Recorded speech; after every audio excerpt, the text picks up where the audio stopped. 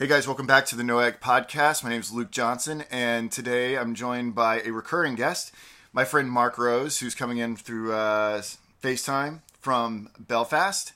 And the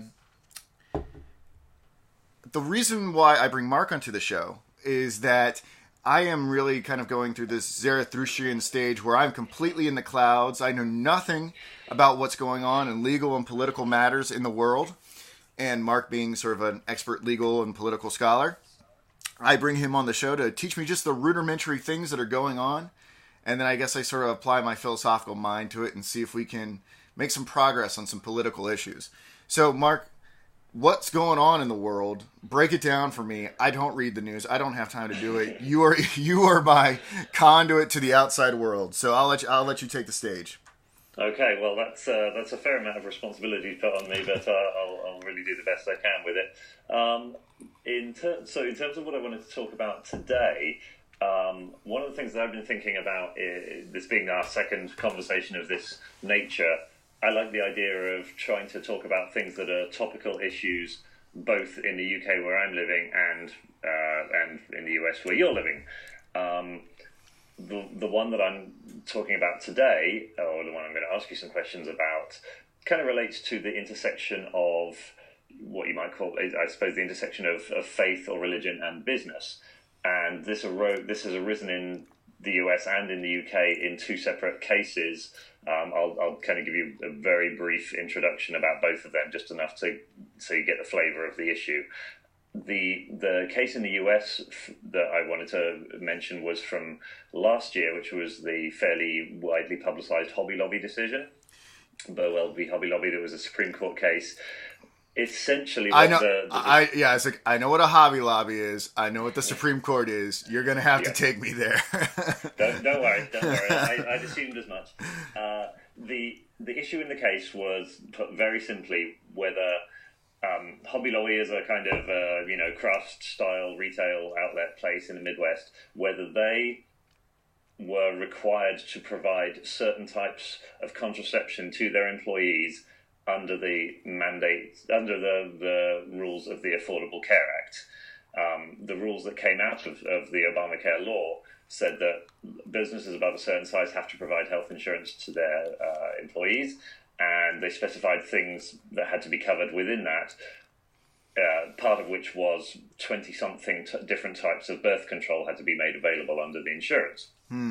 Hobby Lobby was fine with most of those, but 4 of those were types that they objected to on religious, or essentially on religious grounds. I believe the difference is that rather than preventing actual fertilization of the egg, they prevented the fertilized egg from attaching to the uterine wall, and so for people of faith, a lot of them, this is essentially tantamount to abortion. Yeah, so those types of birth control, I believe, would be known as abortifacients, right? Yes, I think that's right. Yeah, so there were four of those. I mean, the morning after pill being essentially the most famous of those. So essentially, Hobby Lobby said, look, we're failing to provide this incurred a significant financial penalty for Hobby Lobby. So they sued, claiming that this was an infringement of their religious liberty. They did make a constitutional claim, but also under the Religious Freedom Restoration Act, or RFRA as it's generally known. And I won't get too much into the details of that. Ultimately, the Supreme Court held in favour of Hobby Lobby and said that forcing them to supply this birth control to their employees was a violation of their religious liberty. One of the more interesting elements to come out of this was that this was the first time that the idea of a for-profit corporation being able to exercise religious values had been held by the Supreme Court. So there had always been times where an independent entity, for example, in the case of a church, could be exempted from laws that prohibit discrimination based on religion. This was the first time that it had been held applicable to a for-profit corporation. What's the precedent for, say, individuals who object to distributing such pharmaceuticals? Like, so if I was a pharmacist And let's say Hobby Lobby didn't have any objections to this requirement within the Affordable Care Act. And I was just a singular individual protesting against the administration, against the business and everything like that. And I refused to distribute these abortive fashions. How would the Supreme Court have taken up my case? How would they have ruled in favor? Has something like that gone to the Supreme Court? I mean, I don't know that there's any law that requires an individual to distribute those things or face a financial penalty. I mean, I can imagine the situation that you're talking about where where somebody as part of their job as a pharmacist is required to and then objects. I mean, as a general matter, an individual exercising their religious belief or exercising their religious values is uncontroversial, and one of the elements of RIFRA essentially says if you have a law of general applicability, but it happens to also substantially burden your exercise of your religion, then the government has to essentially achieve a very high hurdle to show that's justified and that you should be burdened in that way. So in those limited circumstances, when an individual says, "Excuse me, this is infringing upon my religious liberty. I don't want to distribute an abortive fashion," does the pharmacist just step out of the way and then another pharmacist does that procedure? Is that kind of how it goes? Yeah, I mean, I think in the practical sense, that's what happens. And when you have nurses or doctors who might refuse to perform an abortion, that's exactly the same thing. They just don't do that procedure and somebody else does. Okay, so individuals are not penalized underneath this act. I mean, it's an important distinction to make as we go about talking about the philosophical differences between corporations and individuals and what applies and what doesn't apply. I mean, that's good to know because I think wherever you shake out on this particular issue, it's good to know that there are multiple options between sort of the ultimate. The individuals have some sort of latitude with how they comport themselves within that business sphere. That where individuals are not like staking their entire profession upon their religious liberty. That they can actually, there is sort of a default out for them, right? Yeah, and I think that's the intention of the law is certainly to try and balance those two competing issues. Right. But certainly the interesting part about the Hobby Lobby decision was this idea that you can run an entire business on religious values, and the owners of Hobby Lobby were quite plain that they do that. That's how they do it. I mean, I believe they don't open their stores on Sundays, and sort of similar to Chick-fil-A, which again also closes on Sundays out of religious observance of the Sabbath. But that kind of makes sense. Now I'm no businessman. There's so much I don't know, but I'm no businessman, right? So, but corporations, I mean companies, are typically owned by individuals, and those individuals are not neutral sort of actors within the universe. They have their values as well. So the business, in a sense, is an extension of themselves. And why couldn't they just sidestep this law as well? I guess I find it less. I find it sort of less controversial. Maybe it becomes a little bit more philosophically interesting if it depends on where the objection originates from. So, like if the person who owns the company or the corporate board or whatever is completely fine with the law, but then the employees themselves are revolting against it, then I think you've got some real interesting philosophical tension. But I guess the thing is, what do you think the unique philosophical tension is? If I'm looking at a corporation as an extension of, I don't know who owns Hobby Lobby. It's a closely held corporation, and that was one of the key parts about it is it's not a publicly traded company with thousands of shareholders. Right. It's a closely held corporation. Let's say a family owns it or something like that. Yeah. It's one. I believe it's primarily one family that owns it. It's a family-run business, even though a fairly sizable one. But the board and the CEO are all essentially members of the same family or close to them. So I guess what I'm saying is it's a lot like an individual because it is because it is held so closely. Why that? So I guess what I'm trying to say here is if the individual pharmacist is allowed to sidestep the law without significant punitive damages, right? Because it protects their religious freedom. And you've got an organization like this where, let's say, it's run by one person or a family. It's not publicly traded. That's a whole different matter, right? What accounts for why we couldn't just treat them like an individual as well with certain values and respecting their religious liberty? Why does that become legally and philosophically complicated. I know it's the first, you say this as a precedent, but it's not obvious to me. I don't deal with these matters. It seems like to me that they're analogous in a lot of ways. Well, that's exactly what you've essentially described is what Justice Alito said in his opinion in the Hobby Lobby case, is that if you can, I mean, in some ways the difference would be when you have a functioning business, it is a separate legal entity, as a corporation. It's not an individual trading. So they've set up this separate legal entity. Property is held by the entity individually. There's a shield of liability between the owners and the corporation itself. So creditors are not able to pursue the owners for their private assets for debts, incurred by the company, and this is generally considered one of the advantages of a separate legal entity.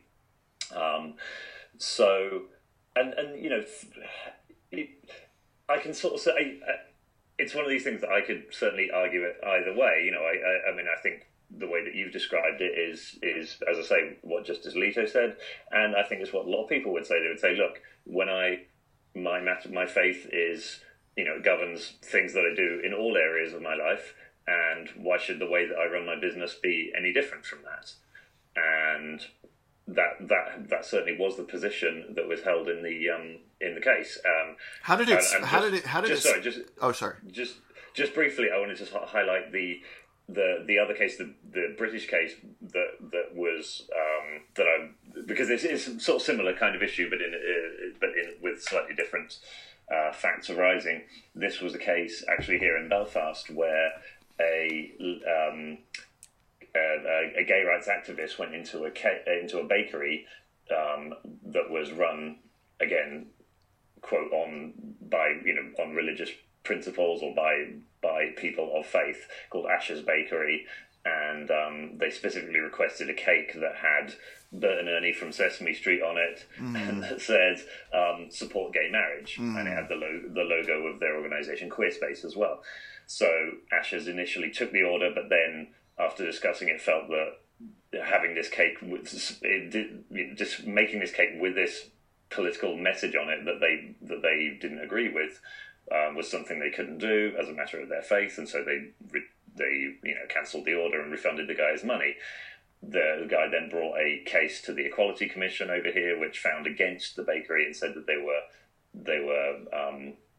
discriminating on a basis of sexual orientation, which is a protected class here in Northern Ireland. So, and the bakery was fined £500, and so that's now gone up for appeal. But again, they were very clear. They said, look, we run this bakery, we've always run it on our religious principles. The name apparently is from a tribe of Israelites in the Bible who were particularly good at baking the ashes or something like that. So it's right there in the name. The question I have about that scenario, and maybe you can fill it out a little bit more, is that I guess I wonder is like, can we not, if we run businesses, can we never make objections? Let's say there's a gay bakery, right? Mm-hmm. And a hate group comes to the gay bakery, a secular gay, let's say homosexual bakery. That's probably more politically correct. A secular homosexual bakery, and let's say the Ku Klux Klan or something like that. It's like, hey, I really need you to make this Ku Klux Klan cake. Yeah, is under these laws, would that bakery be obligated to make a Ku Klux Klan cake, even though they don't subscribe to any particular religion? Could they not object on just conscience grounds? And would that not be protected? You'd want to protect that, wouldn't you? Well, you would think so, but this has been some of the pushback actually against the Asher's decision, because they did find against the bakery. That it's going up for appeal right now, so we don't know how it's going to ultimately end up. But that is, and this is one of the concerns that I have, is that again you could have the tables, as you say, completely reversed, or even not even just a Ku Klux Klan cake. You could have like the Westboro Baptist Church type people. They could come in and say, we want a cake that says God hates fags. You know, and does the bakery have to make that? I would think I think we'd want to preserve. You're actually jumping ahead of. Actually, that was really one of the questions I was going to ask. Oh, I'm so sorry. I'm so sorry. I'll shut up. I'll shut up. So I wanted to outline the sort of two cases, and obviously they do trigger a lot of thoughts just as they are. But to me, that I even want to just as a fundamental question, like the idea for me of running a for-profit business on religious principles, or particularly on Christian principles. So, because to me, the sort of nature of business, which is fairly cutthroat, fairly, it's about the bottom line mostly. The idea of doing that on Christian principles is not something that I can completely square away.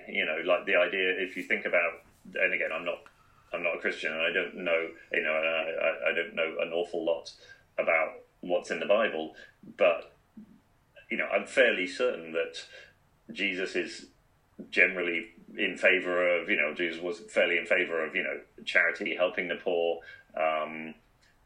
giving away all your wealth to other people, like that general kind of stuff, which seems to me somewhat antithetical to the idea of for-profit business. So that was my first question really to you, was like, do you agree with that? Do you see any discontinuity there or anything like that?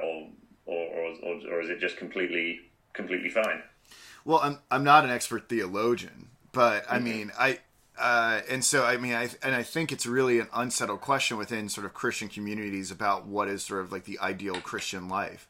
And, and there's a lot of passages within Scripture that people sort of cite, right, that talk about people's relationship to money. There's the render unto Caesar what is Caesar's, and render unto God what is God's. Presumably that expression of Jesus is being that, you have to participate in some sort of the socioeconomic system and pay taxes, and you can't just be totally devoid of money. You have to pay your share in that respect. And then there are other times where it's like there's the, I guess more from the Old Testament, that's easier to get a camel through the eye of a needle than a rich man to get into heaven. All of these things. I think what is so I have to put an asterisk by that and say, like, I don't know the answer. I would say that unmitigated avarice is incongruent with Christianity, right? Like, if you have turned mammon and wealth into your God and not Christ, then I would say that you're doing something and using that through capitalistic means, then I would say that you are doing something probably anti-Christian. The love of money is trumping the love of God. That does not mean, though, I don't think that necessarily means that Christians can't participate in capitalism or any ism for that matter. I don't know. I would say, if you're just sitting there accruing wealth and doing nothing philanthropic with it and doing nothing, not helping people, not helping the church, not helping education, whatever else, I think there's a severe problem there. But if you open a little bakery, and it's not, a lot of people open businesses for more than just making tons of money. A lot of people open businesses so that they can exercise their religious conscience. Maybe who knows? Maybe that bakery felt like they could better serve God by doing a specific type of cake. Maybe they wanted to make Christian cakes. Maybe they felt like they felt their calling in life was to spread the gospel via cakes or something like that. And that doesn't necessarily seem incongruent. Is the fact that they make maybe a little bit of money to live off of, and then they tithe and all that stuff. I guess what I'm saying is, on those, that doesn't seem on the face of it to be totally incongruent with Christianity. Because otherwise, then you would have anyone who has a job besides being a pastor as being an apostate.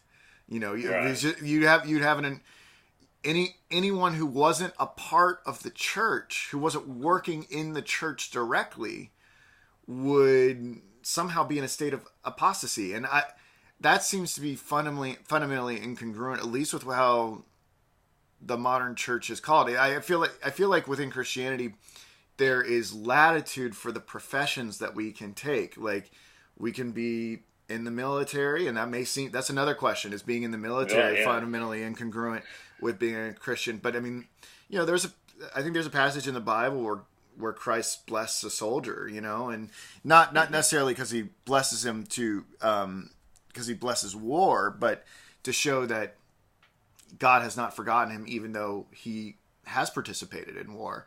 So I'm not really sure there is this consensus about what professions Christians have to take up. And I'd say there are probably a lot of theologians who would cite that as a virtue of Christianity, for it allows individuals to partake in a bunch of walks of life and minister to people in ways that they never would have been able to if everything was just church. It's a way for Christians to get out into the world and share their faith with people, which they, I think they feel sort of compelled to do. They feel sort of indebted to God for having the faith to begin with, because they see it as a saving faith. And they feel like it's sort of, they don't necessarily want to rub it in everybody's faces, but I think that there is sort of this consensus that you are to be an example of that faith wherever you are. If you work for the government, if you're a teacher, if you own your own business, whatever you're doing. So I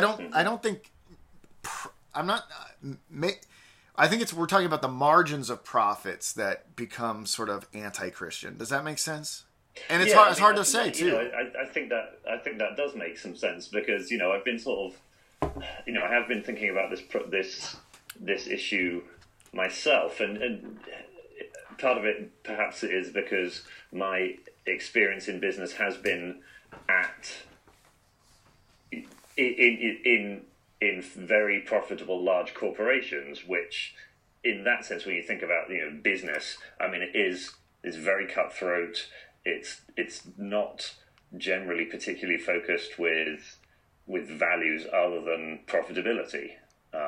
That's not to say that it's risen to the level of worship or well, I mean, I don't know, maybe some people would suggest that it has, but having that kind of but in that background, there is very little room for values other than doing what's best for the corporation. And again, I don't know particularly how Hobby Lobby, which is a fairly sizable corporation, I don't know how they manifest their faith other than having objections to this particular law, and also from closing on Sundays. If you were to ask them, I mean, I could speculate. They could do it in plenty of ways. They for example, they could. This is probably relatively low-paid retail-type work, so they could, for example, exhibit that by paying significantly or somewhat above the standard wage for that for that class of work. They could provide better benefits. I mean, they are providing Sundays off, which is something a lot of retail people don't get. So, I guess I tend to agree with you that it was really just the question that came to me, and I really hadn't an answer for it. So, I mean, I think your position is a fairly tenable one. Yeah, I think the litmus test, because this is the thing, right? This is the problem with sort of corporations sort of suddenly objecting to religious liberty concerns, is that how authentic is the religious liberty claim, right? Or are they just trying to do it? Could there be a hidden financial reason? And it's hard to discern the authenticity of that. But I would say that, just like with discerning general Christian posture in general, I think you have to judge people by their acts. And talk is cheap. And I think I don't know how Hobby Lobby comports itself as a business, but if they do have pretty wide profit margins and take pretty good care of their employees, then I think that probably speaks to the seriousness of which they take their values. So yeah, and I don't think anybody would question that it was a sincerely held religious belief. I don't think they were just using it to try and get out of their legal obligations. Obviously, they were quite happy to cover the other types of birth control. It was just these particular ones. They said, look, this is really a bridge too far for us. We just can't. That is too much. So. But that does bring up the question about sincerity, and one of the arguments that I've heard criticizing the Hobby Lobby decision is precisely that: is that any corporation say, well, you know what, like my faith means I object to minimum wage laws or laws that require me to not discriminate based on race. I mean, what if people just said, you know what, I don't like, you know, my religion, my belief is that white people are supreme and nobody else is, and so I don't want black employees. See, this is a really fascinating question because, God, man, like so philosophically profound. And I mean, I don't know where this, we do all this live and I'm just like, man, I don't know, I'm like, how much should I record and how much should I put out there? But I mean, I think people understand that everything that I say comes from a good place. But,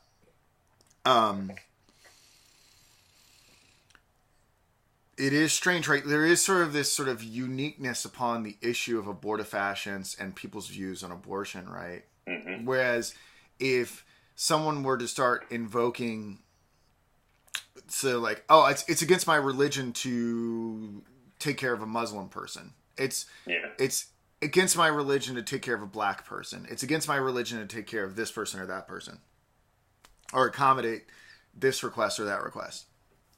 Then we get into the realm of arbitrary invocations of the religious liberty, of one's religious liberties.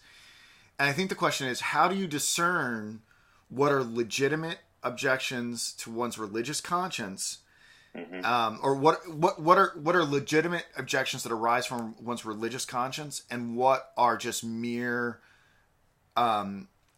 totally preferential prejudices that are a result of ignorance, bias, and have nothing to do with the religion itself. I can tell you this, that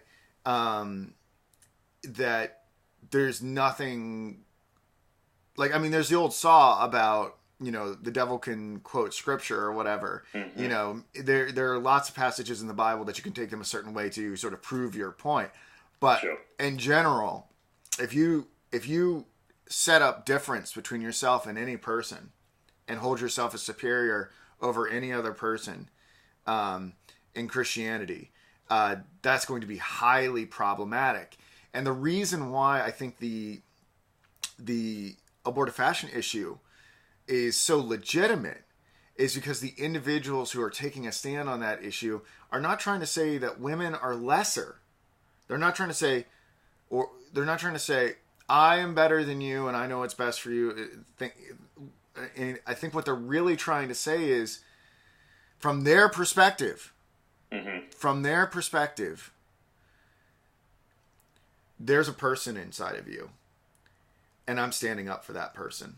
No disrespect to you. I'm not trying to make you feel inferior, but I'm trying to protect another person. Whereas with the instances of individuals who won't make this cake or won't serve a black person or something like that, that is a more clear cut of the subjugation of other people to people.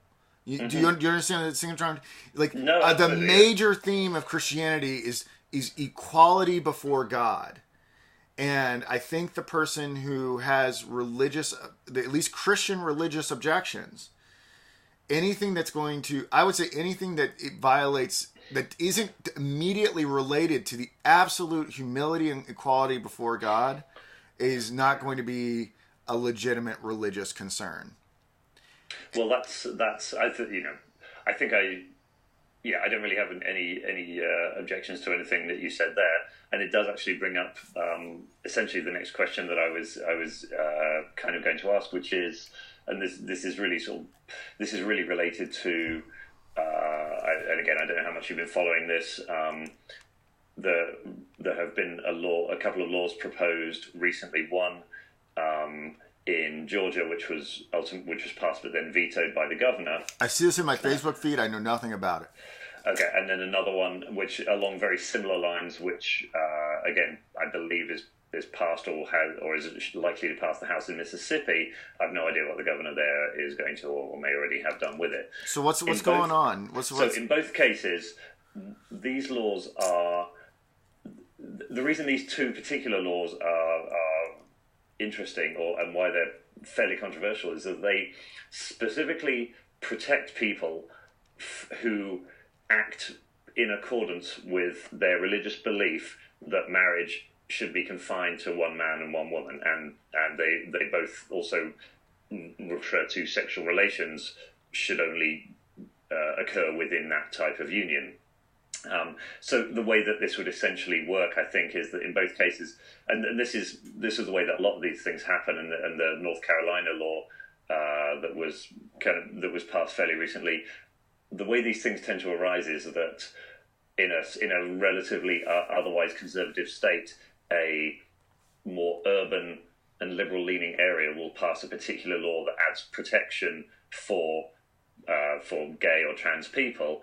And that violating this law will incur a penalty for somebody. The state will then often react, and the state representatives will prohibit the local municipality from punishing anybody on that basis. So the way the Georgia law was written and the way the Mississippi law is written as well is that essentially says that a local municipality or whatever can't impose a penalty or a tax or any kind of essentially negative or discriminatory treatment against somebody for exercising or acting in accordance with this idea that marriage should be confined to a man and a woman. And the idea would be that if this sort of bakery type thing is if somebody says, you know what, if Athens passes a law that says you can't discriminate based on sexual orientation, and somebody does that and then is penalised and forced to pay a fine, the state would say no, that person was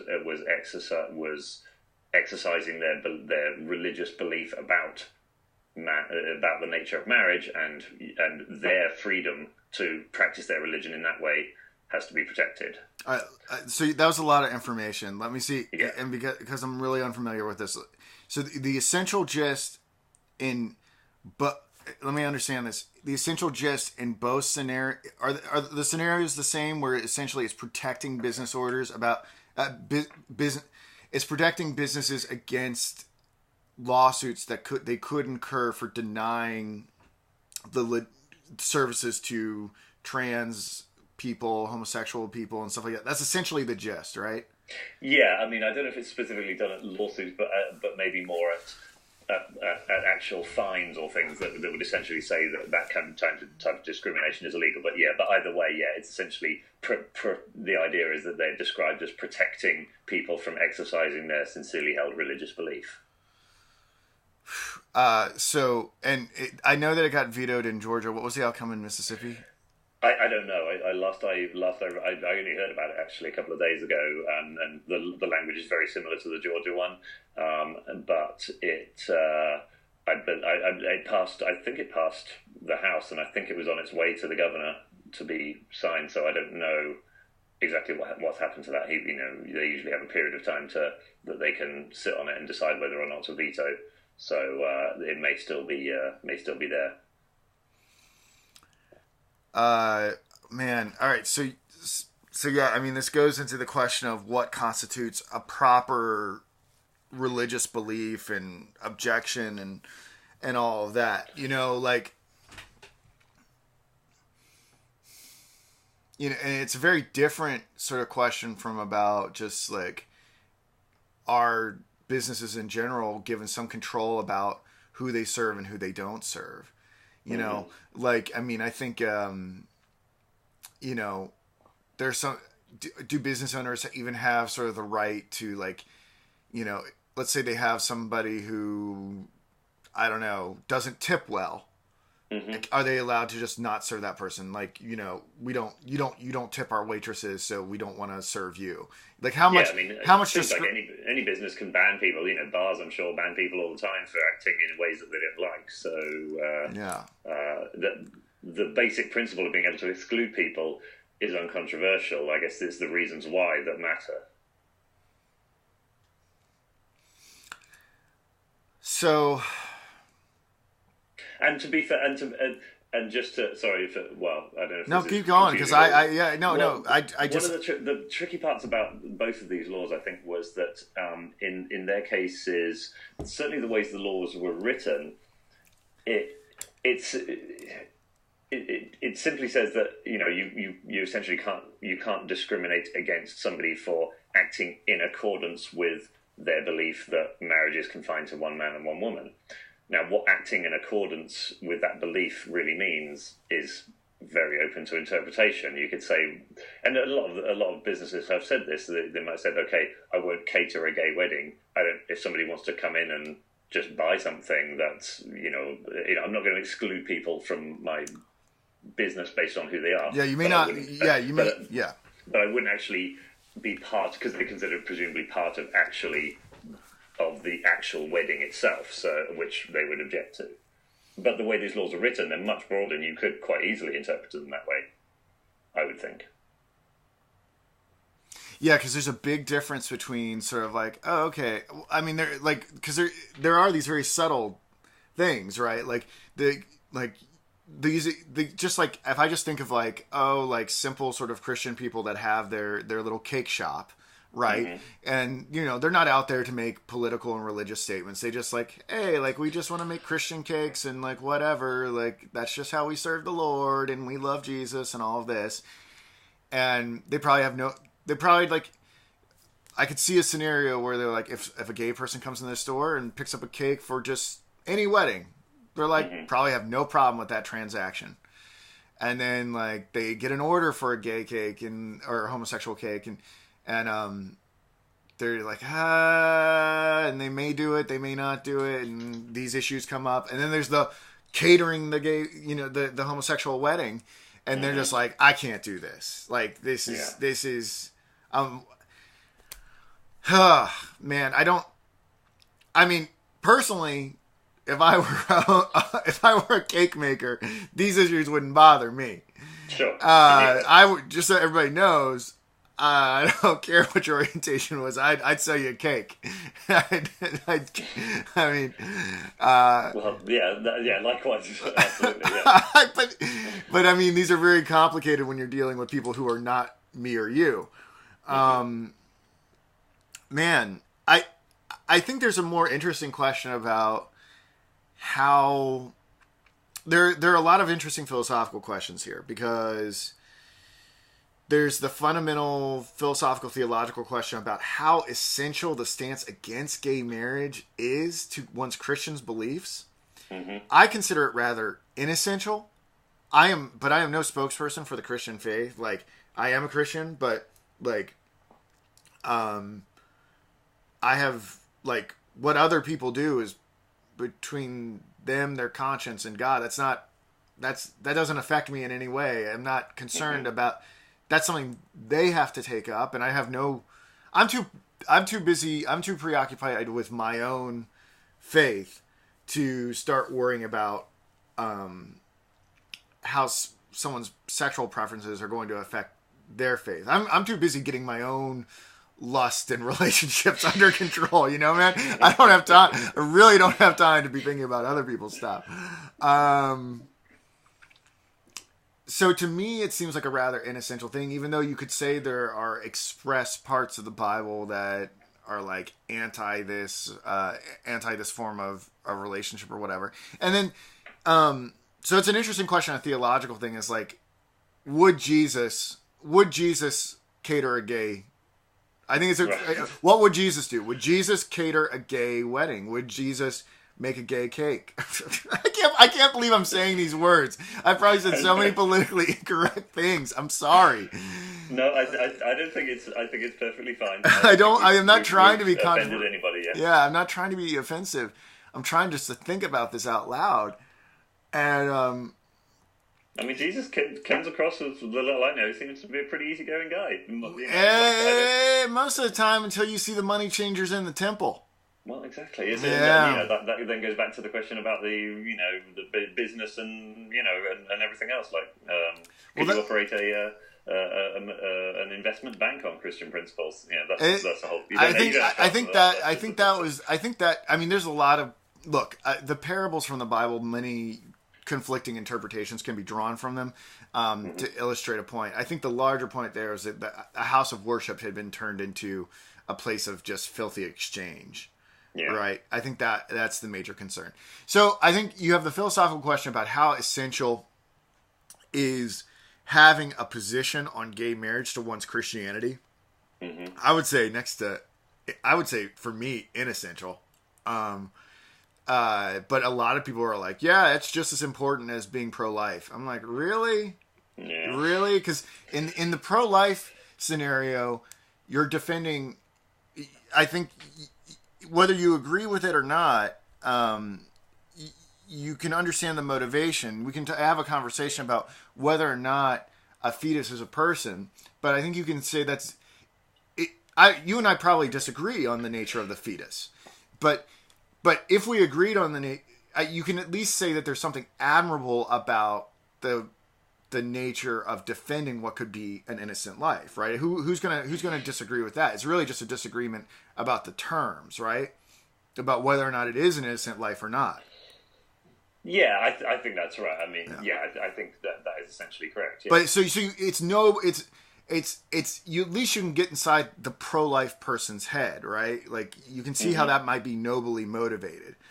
I'm not really sure there's the same noble motivations for depriving someone of a service because you don't approve of their sexual conduct or something like that. I'm not really sure that's how Christ wants us to show his love in the world, you know? And I think that's the big thing is like,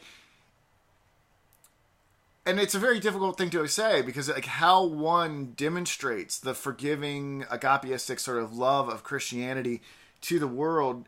The beautiful thing is that is so amorphous and can take on so many different forms and can be expressed in so many different ways. I think the question is like how far can that be pushed, right? Like, no, like what are the I think that's true. And so I would say, in general, like to always act out of an abundance of love, because from the Christian perspective, God does not have to save anyone. God did not have to send Jesus Christ to give people a route out of perdition. Like God didn't even have to create existence. From the Christian perspective, to merely be alive is to be indebted to God. So I think the general posture of acting out of an abundance of love is something that you have to think about, and if that really squares with any sort of discriminatory act.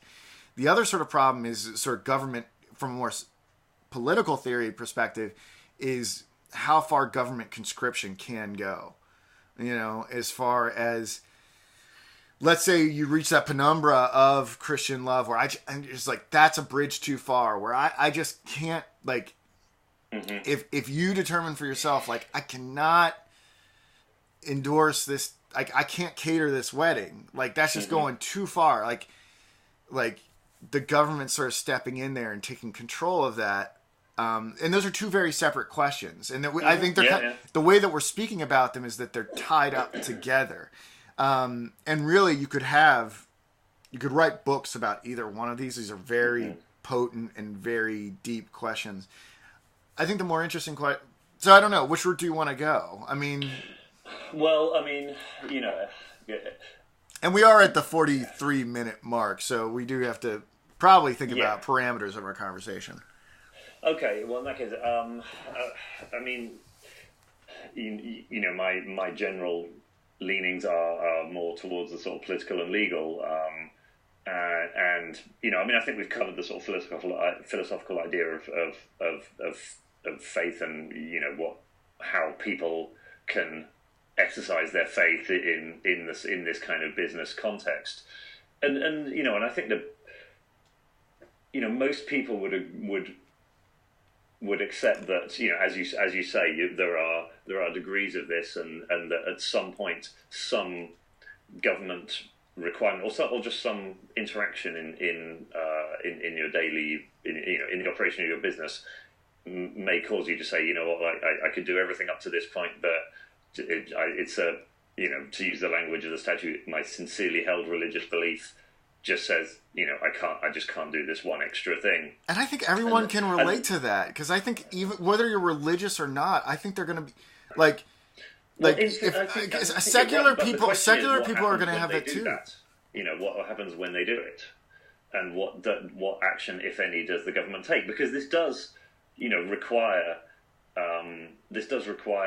essentially denying service to people based on their sexual orientation. If we take it from that, based on that issue, and what does that mean? I mean, for the person being denied service, that's can be a real slap in the face to them and make them feel like a lesser person in society, and then they look for some protection from the government, and maybe that's forthcoming, maybe it isn't. But if it isn't, they might feel, well, other people, whether it's based on race or even based on religion. If somebody said, I don't serve Muslims, or if a Muslim person said, I don't serve Christians, to flip it around that way,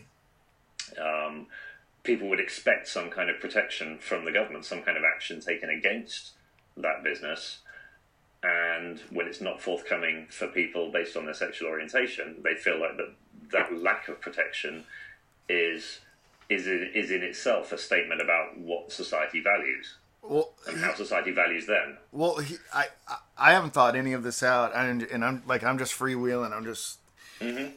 It would seem like, all right. So like and this scenario may not have held all the time, but the scenario seems to be hold now.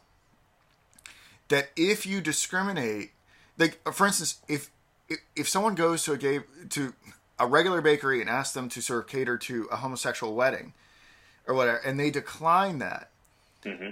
there are plenty of other people who will cater to that wedding, right? There are plenty of other services there are plenty of secular and other Christian people who have no problem with that. Mm-hmm.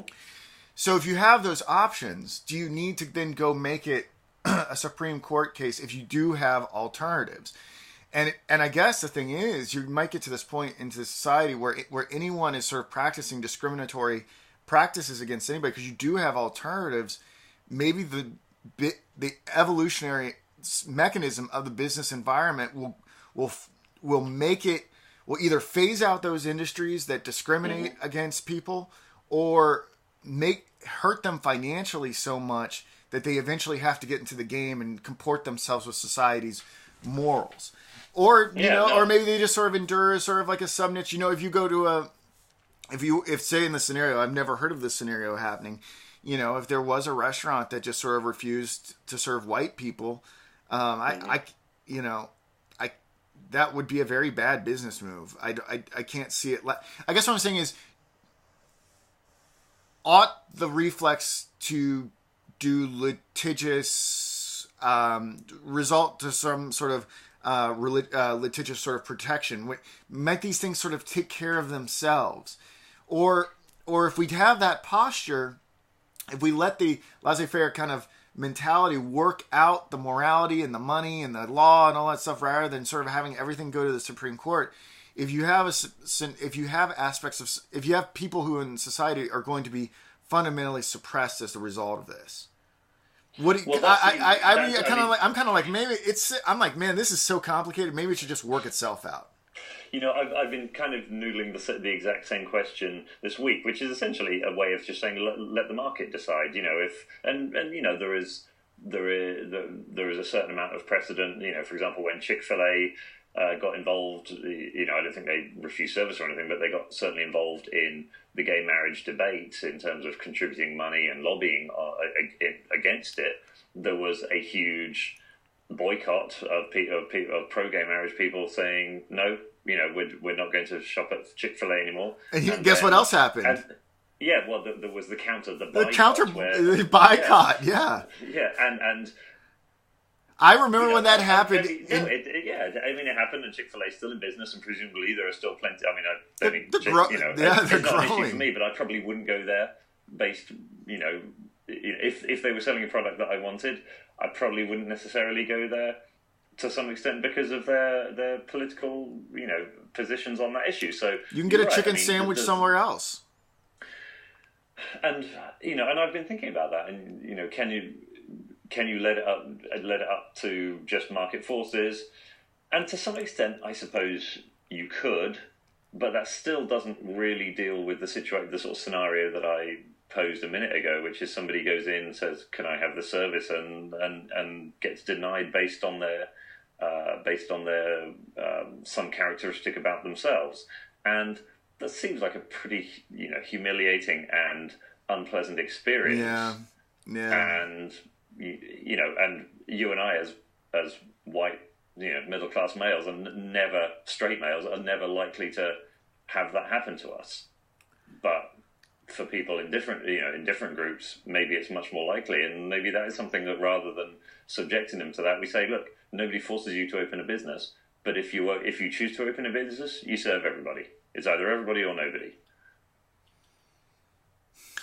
But then that gets back to, are we gonna?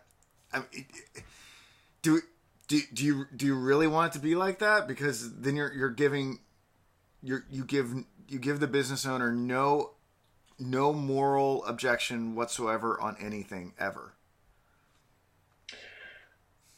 Well, yeah, I mean, essentially, certainly under the Ku Klux Klan. The Ku Klux Klan comes in to the bakery, and they have to serve the Ku Klux Klan. That. I mean, if that's I think that's a society that we would have to live with if it's going to be categorical, regardless of who walks through the door. You have to serve them. If they want a satanic thing on a cake, mm-hmm. they want God knows what the Klan would want on a cake. Right. Jesus Christ. Yeah. That's if you don't allow people that latitude, mm-hmm. you're gonna force people to do things, serve people and do things. I mean, and people would say this is a red herring, that Ku Klux Klan people don't come into bakeries asking for such cakes or whatever. So I mean, they probably don't all that much. I don't think I can't imagine Klan members would be that into cake. But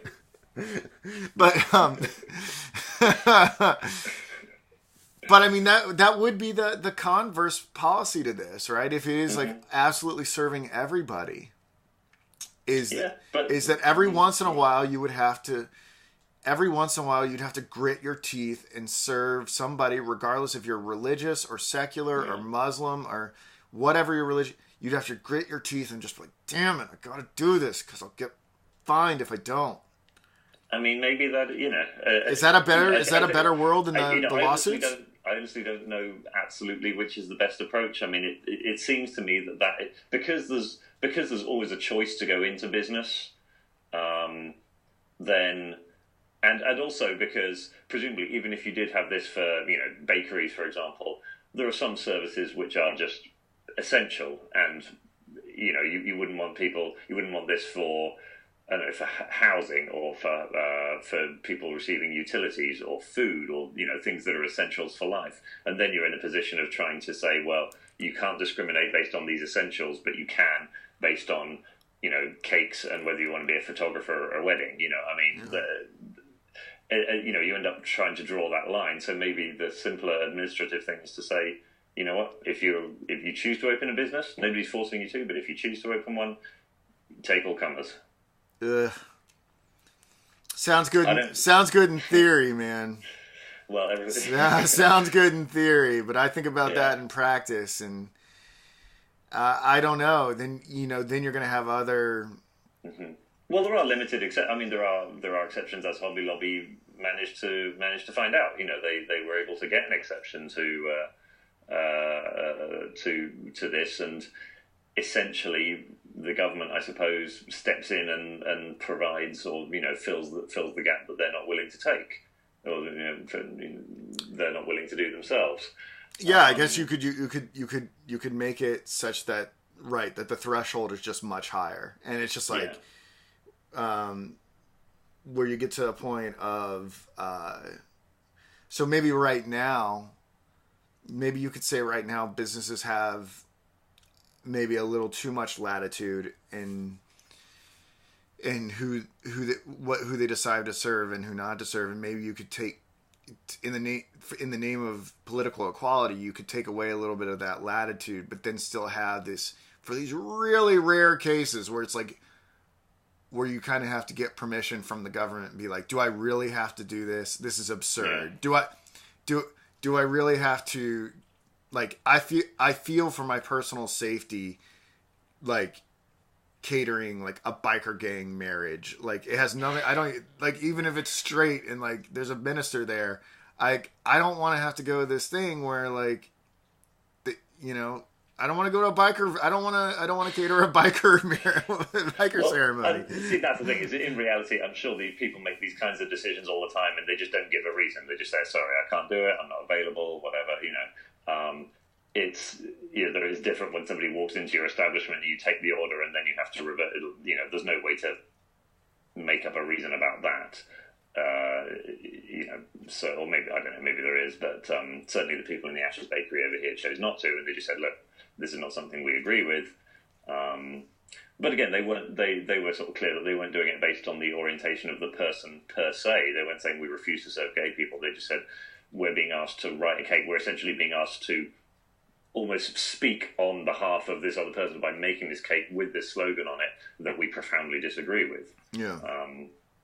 And you know, again, you could analogize it. You could say, well, you know, if a neo-Nazi guy goes into a Jewish bakery because he just really likes you know, bagels or whatever, and you know, buys them, they can serve him. But if he comes in and says, I want a cake with a swastika on it, should the Jewish guy be forced to actually make that as well? That seems inhumane. You know what I mean? And then the thing is, you know, if you have these sort of mechanisms set up, you could have people who are ultimately trying to inflict pain upon the business owners.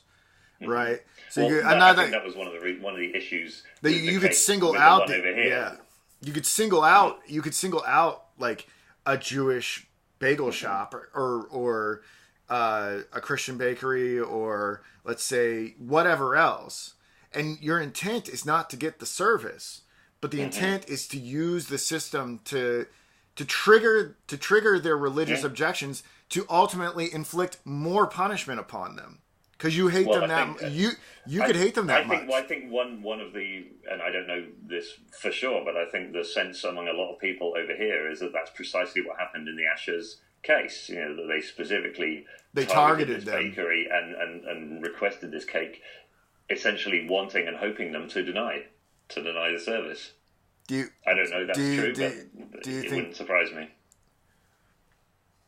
It's a lot. I mean, it's a lot of grief to go through just to do that. But I mean, yeah, there are a lot of, I mean, the thing is, I don't want to say that that's what happened in that scenario, because I mean, I don't know. But it has been floated as a possibility. Right. You could, yeah, that's my only concern is that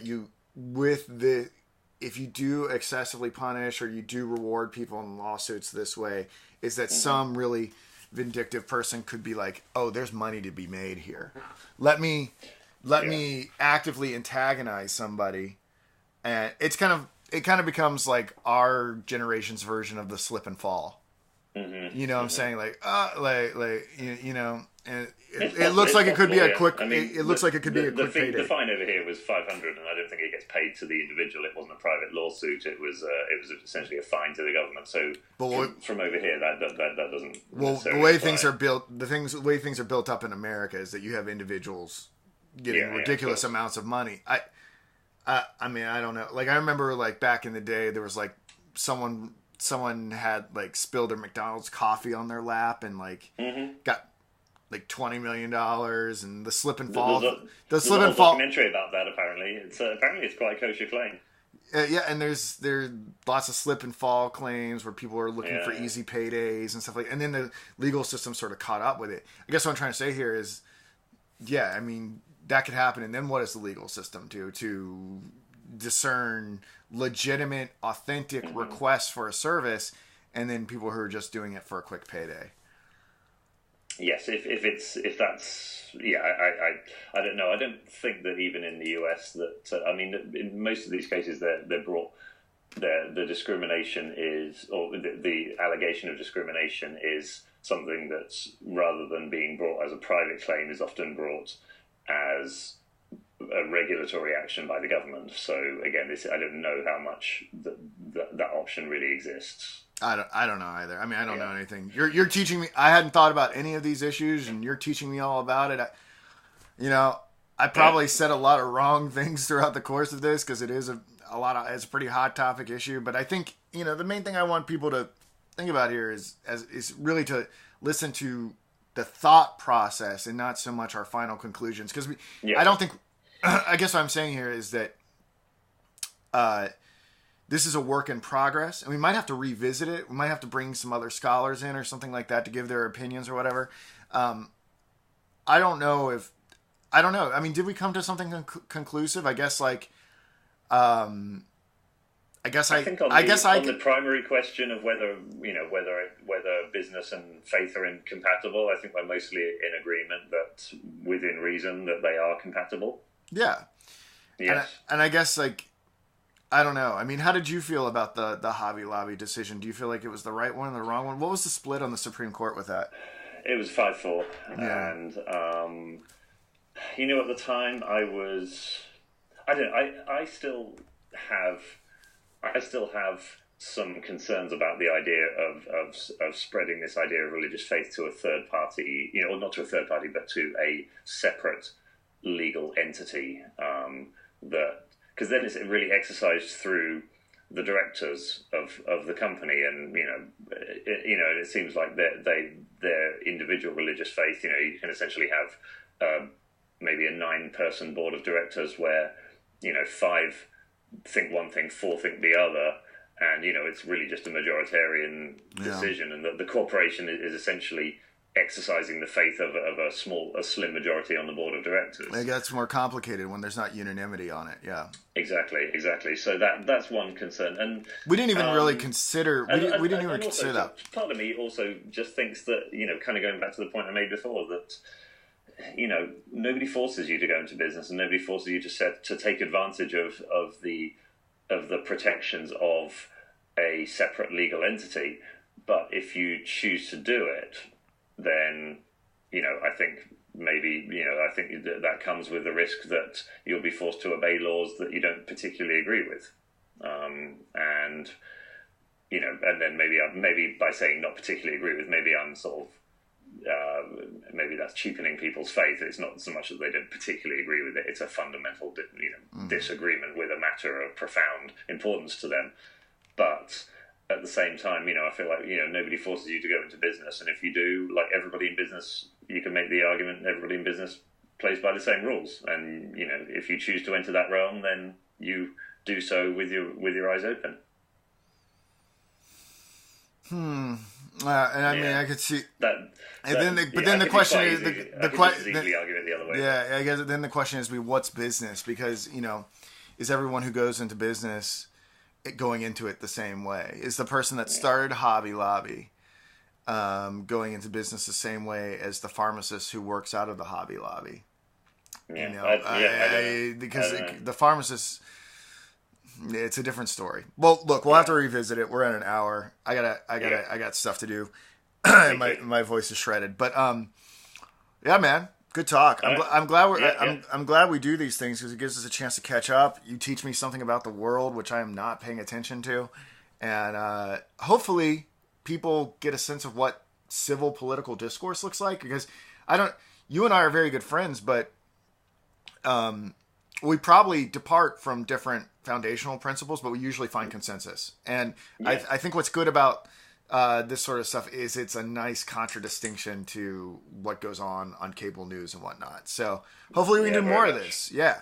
And we can bring people into philosophy too and have them use these analytical skills for more of the philosophical text. And yeah, like I'm saying, if you like this way of thinking, there's a world of philosophy out there that trains you to think like how, Mark and I diagnose these issues. So, all right, man, I'm gonna cut it off there, and you do this again in a couple weeks or whenever you have the next issue that you want to talk about. Yep, I'll think of something and I'll let you know. Cool, man. All right, over and out, guys. Cheers, mate.